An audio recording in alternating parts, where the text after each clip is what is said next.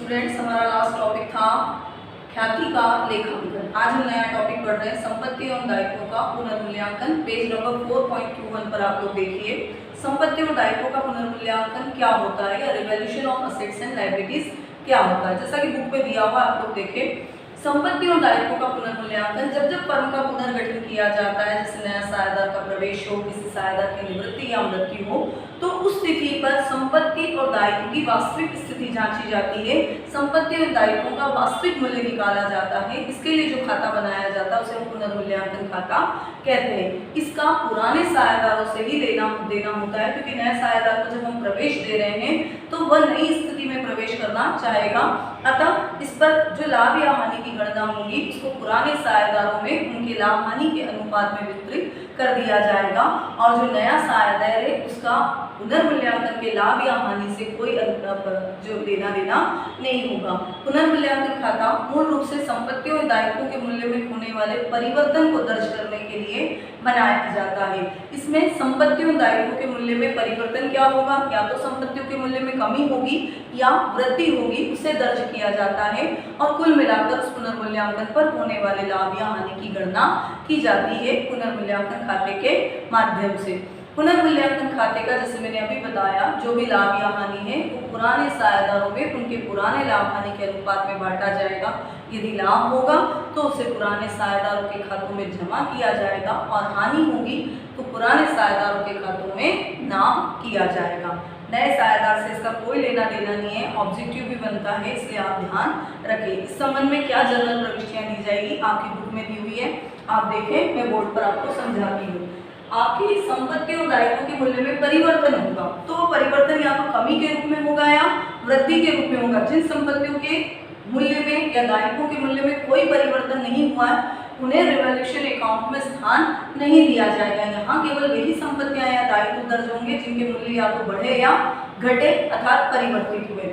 तो यदि संपत्ति का मूल्य बढ़े तो संपत्ति का मूल्य बढ़ने पर हम क्या प्रविष्टि करेंगे, संपत्ति का मूल्य बढ़ने पर, यह आपको तैयार कॉपी सवाल वाली जो है उसमें ये एंट्रीज नोट करनी है आपको समझकर।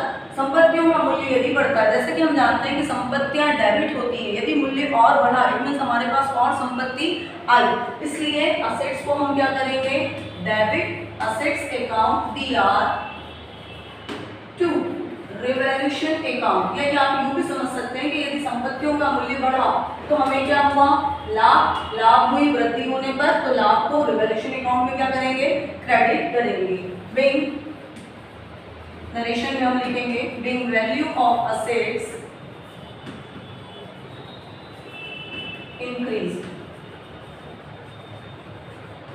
इसके विपरीत यदि हानि हुई, संपत्तियों का मूल्य घटा, संपत्तियों का मूल्य घटा इट मींस हमें क्या हुई, हानि मूल्य घटने पर।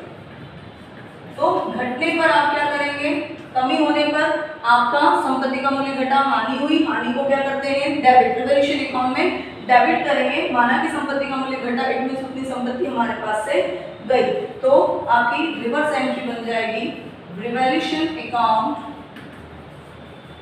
DR to assets account being value of assets decrease. संपत्ति का मूल्य क्या हो गया, घट गया, बढ़ गया। दो प्रकार की एंट्री आपके सामने है। अब आपको बुक में दी हुई है यदि नई संपत्ति खरीदी या नई संपत्ति बेच दी, ऐसा भी कभी हो सकता है। तो संपत्ति का मूल्य बढ़े या नई संपत्ति क्रय करो, आपकी यही वाली एंट्री होगी, क्योंकि सेम इफेक्ट है। संपत्ति का मूल्य बढ़ा या संपत्ति नहीं खरीदी या संपत्ति अचानक उदय हो गई जो पुरानी पुस्तकों में दर्ज नहीं थी, तो हमारे पास असेट्स आ रही है और हमें लाभ हो रहा है, इसलिए रिवैल्यूएशन में से हम क्या करेंगे, क्रेडिट। अब इसके विपरीत हम देखते हैं व्यवहार। ये संपत्ति का मूल्य घटना और बढ़ना हमने देखा। अब यदि दायित्व का मूल्य बढ़ जाए या घट जाए तो उसका प्रभाव रिवैल्यूएशन अकाउंट पर क्या पड़ेगा, वो भी हम देखते हैं। दायित्व का मूल्य, थर्ड एंट्री हमारी, दायित्व का मूल्य बढ़ने पर हम जानते हैं कि यदि दायित्वों का मूल्य हमारे लिए बढ़ा तो हमारे लाभों में क्या होगी, कमी हानि होगी। दायित्व क्रेडिट साइड में जाते हैं, क्रेडिट बैलेंस रखते हैं, दायित्व का मूल्य यदि बढ़ गया तो और लायबिलिटीज क्रेडिट हो जाएगी और रिवैल्यूएशन को हम क्या करेंगे, debit. Revaluation account DR to liabilities account.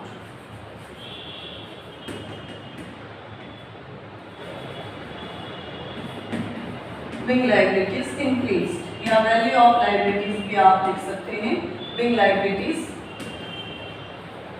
Increase. इसके अपोजिट एंट्री हो सकती है आपकी दायित्व का मूल्य घटने पर। स्वाभाविक सी बात है कि यदि दायित्वों का मूल्य घटा तो मूल्य घटने पर हमें क्या होगी, लाभ, फायदा मिलेगा। रिवैल्यूएशन में वह लाभ क्रेडिट पक्ष में लिखा जाएगा, दायित्व का मूल्य घटा, दायित्व क्रेडिट बैलेंस रखते हैं, घटने पर मूल्य क्या करेंगे हम, डेबिट। तो हमारी एंट्री होगी liabilities account DR to revaluation account. being value of liabilities decreased.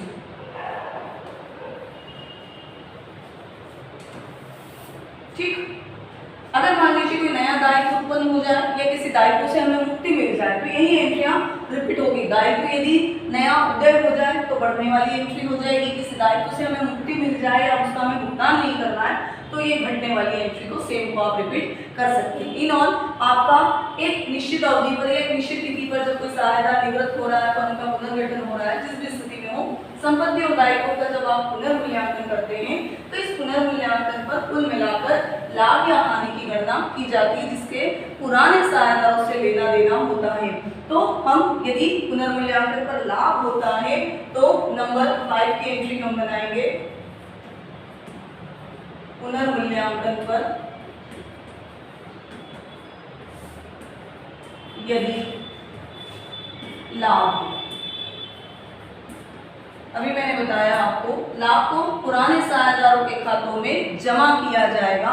हमारी एंट्री होगी रिवैल्यूएशन अकाउंट DR। इसे हम पुनर्मूल्यांकन खाता बंद करने की प्रविष्टि भी कह सकते हैं। टू ओल्ड पार्टनर्स, मैंने अभी बताया आपको कि नए सहायता का इससे कोई लेना देना नहीं है। ओल्ड पार्टनर्स कैपिटल अकाउंट में प्रॉफिट ऑन रिवैल्यूएशन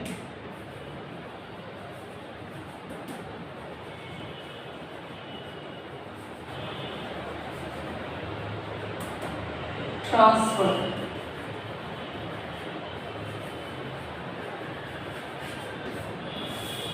लाभ हस्तांतरण हो गया और इसके विपरीत छठी यदि हानि हो, दोनों एक साथ तो संभव ही नहीं है, या तो लाभ होगा या हानि। तो नेचुरल सी बात है कि लाभ होने पर पुराने सहायतारों के खातों में जमा किया तो हानि को पुराने सहायतारों के खातों में हम क्या करेंगे, डेबिट या नाम old partners capital account DR to revaluation account.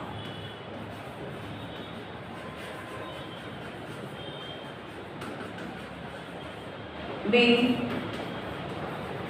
loss on revaluation transfer। इस प्रकार से ये रिवैल्यूएशन संबंधी प्रविष्टियां हैं। यदि आपको जर्नल प्रविष्टि पूछे तो आपको सारी एंट्रियां करनी होगी और यदि आपको खाता पूछा जाए तो खाते के प्रारूप में से बनाना होगा खाता। मैं नेक्स्ट वीडियो में समझाऊंगी। पहले हम जर्नल एंट्री संबंधी कुछ सम्स करेंगे। एक बार आप ये एंट्रियां अच्छे से रिवाइज कर लें, उसके पश्चात मैं सवाल कराऊंगी। इसी के साथ एक समायोजन और आता है जो मैं आपको हाथों हाथ इसी के साथ समझा देती हूँ। यदि पुरानी फर्म की पुस्तकों में नए सहायता के प्रवेश के समय यदि कोई संचय आदि के लाभ हानि दिया हो तो उसका भी यहाँ पर निपटारा कर दिया जाता है। पुराने अवितरित लाभ में संचय हानि पर नए सहायता का कोई अधिकार नहीं होता है, इसलिए उसे पुराने सहायताओं के खातों में उनके लाभ हानि के पुराने लाभ हानि के अनुपात में हस्तांतरित कर दिया जाता है।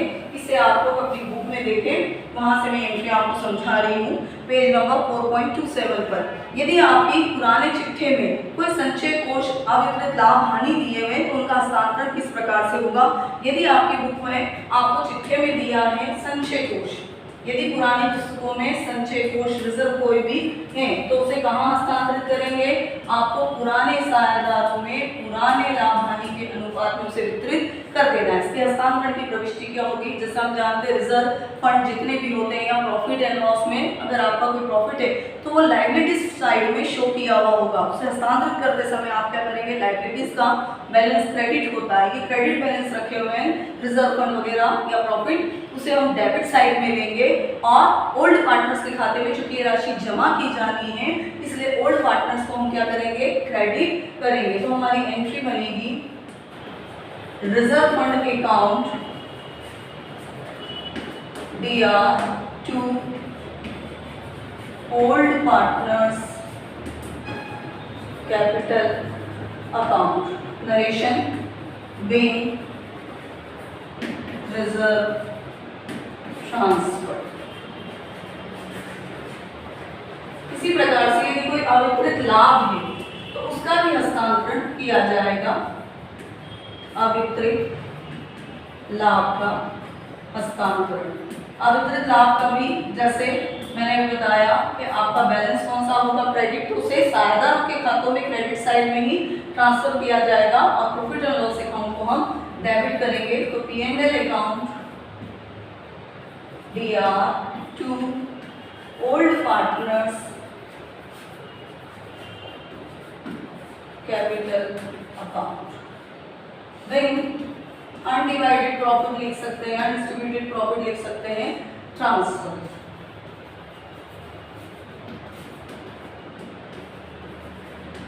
ठीक, अब इसके विपरीत यदि हानि